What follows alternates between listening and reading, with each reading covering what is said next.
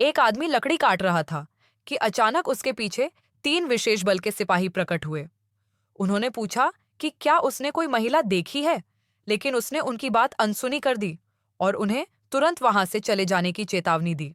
सिपाही ने न केवल उनकी बात अनसुनी की, बल्कि अपने आदमियों को घर की तलाशी लेने के लिए भेज दिया। बाहर दोनों से निपटने के बाद लकी दूसरे का पीछा करने ही वाले थे कि अंदर से गोली चलने की आवाज आई। पता चला कि वह महिला थी, जो एक और विशेष बल की सिपाही थी। हाल ही में एक जानलेवा वायरस के वैश्विक प्रकोप के कारण उस महिला की तलाश की जा रही थी। सेना सभी संक्रमित लोगों को मारने की तैयारी कर रही थी और लकी की पत्नी भी उनमें शामिल थी।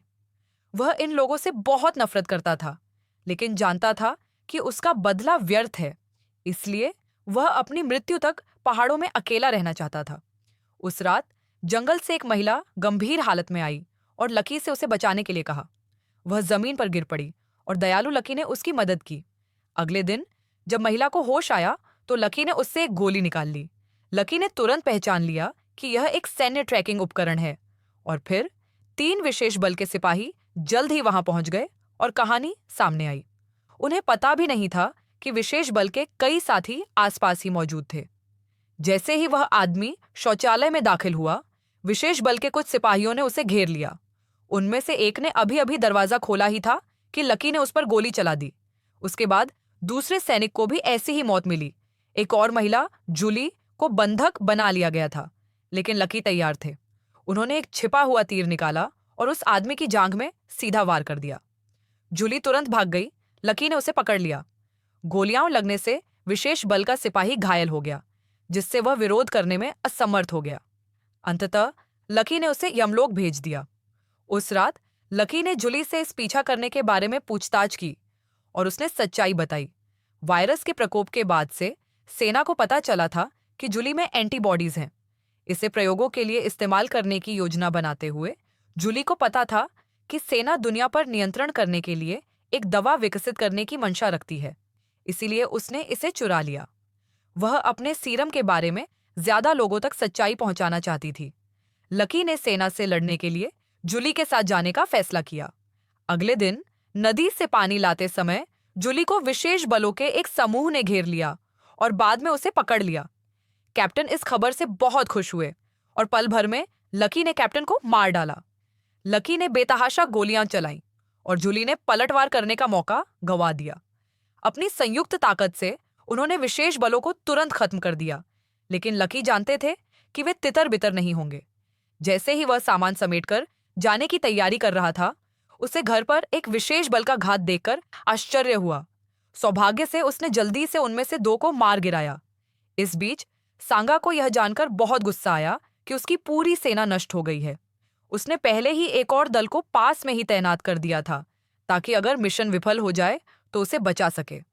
यह वाकई काम आया। अप्रत्याशित रूप से लकी और जूली भी पूरी तरह तैयार थे। वे जंगल में घात लगाए बैठे थे। जूली सबका ध्यान अपनी ओर खींचती, जबकि लकी अपने जुड़वां बाघों के साथ परछाई से चुपके से अंदर आता, फिर झाड़ियों में छिप जाता, किसी भी नजदीक आते दुश्मन का फायदा उठाने का इंतजार करता। इस बीच सिर्फ 3 विशेष बल के जवान, उनमें से एक को पेट्रोल की गंध आई। अगले ही पल जूली की गोलियों ने तीनों को अपनी चपेट में ले लिया और वे सभी भगवान को प्यारे हो गए। सांगा समझ नहीं पा रहा था कि उनमें से 10 कैसे मारे गए, लेकिन जूली को पकड़ने के लिए उसने इस बार अपनी सारी रणनीति अपनाई। विशेष बलों का एक समूह आगे बढ़ रहा था, लेकिन अपने मिशन स्थल पर पहुंचने पर उन पर घात लगाकर हमला किया गया। प्रतिक्रिया देने से पहले ही उनमें से 3 मारे गए। फिर लकी ने किनारे से चुपके से हमला किया। पलक झपकते ही उसने कई और जवान करामी को मार गिराया। जैसे ही वह जाने ही वाला था, पहाड़ी पर एक हट्टा कट्टा आदमी प्रकट हुआ और लकी का फायदा उठाया। वह आगे बढ़ा और एक ही मुक्का मारकर उसे गिरा दिया। इससे लकी भड़क गया। उसने अपना चाकू निकाल लिया और मौत से लड़ने को तैयार हो गया।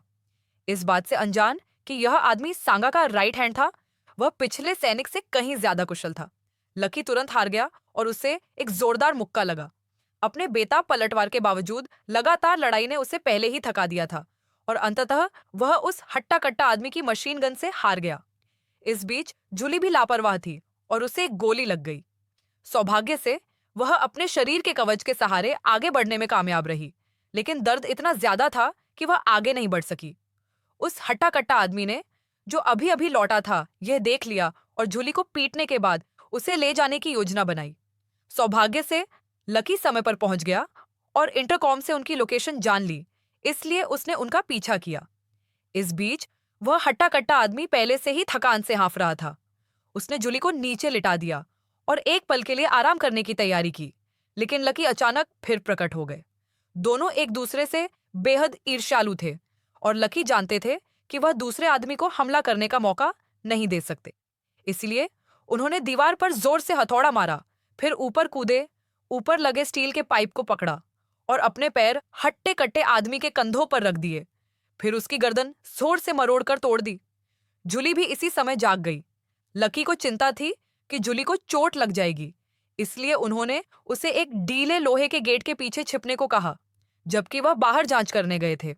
लेकिन जब वह बाहर आए, उन्होंने पाया कि वह इलाका पहले से ही विशेष बलों के सैनिकों से भरा हुआ था, जिनका नेतृत्व सांगा कर रहा था, वही सर्जन जिसने उनकी पत्नी की हत्या की थी। लकी ने जानबूझकर उन्हें सांगा के साथ युद्ध के लिए चुनौती दी। अपने आदमियों के सामने अपनी बेइज्जती नहीं करना चाहते थे, इसलिए उन्होंने उन पर मुक्कों की बौछार कर दी। लकी ने पलटवार नहीं किया, क्योंकि उन्हें पता था कि उनके जीतने की कोई संभावना नहीं है। सांगा की कमजोर स्थिति का फायदा उठाते हुए लकी ने तेजी से पलटवार किया और उन्हें जोरदार तरीके से नीचे गिरा दिया। हर मुक्का उन्हें भारी नुकसान पहुंचा रहा था। खुद को मुश्किल में देखकर सांगा ने बेरहमी से अपनी पिस्तौल निकाली, लेकिन लकी ने पलटवार किया। जैसे ही वे नियंत्रण पाने के लिए संघर्ष कर रहे थे, पिस्तौल गलती से चल गई और सांगा को जा लगी। दर्दनाक यात्रा करने के बाद जूली 2 पिस्तौलें लिए हुए वहां पहुंची। उसने उनके साथ लौटने की पेशकश की, लेकिन केवल तभी जब वे लकी के विशेष बलों के निशाने पर आ जाए। चूंकि वहां सिर्फ जूली ही थी, इसलिए वे मान गए। इसके बाद जूली को ले जाया गया। सेना का इरादा उसके सीरम का इस्तेमाल एक एंटीवायरल वैक्सीन बनाने के लिए करना था। उन्हें पता भी नहीं था कि जूली ने लकी को अपने सीरम का एक नमूना पहले ही दे दिया था। इस नमूने को दूसरी दवा कंपनियों को सौंपकर मानवता को बचाने के लिए वैक्सीन पर सेना का एकाधिकार खत्म हो जाएगा। ठीक है, आज की कहानी यहीं खत्म होती है।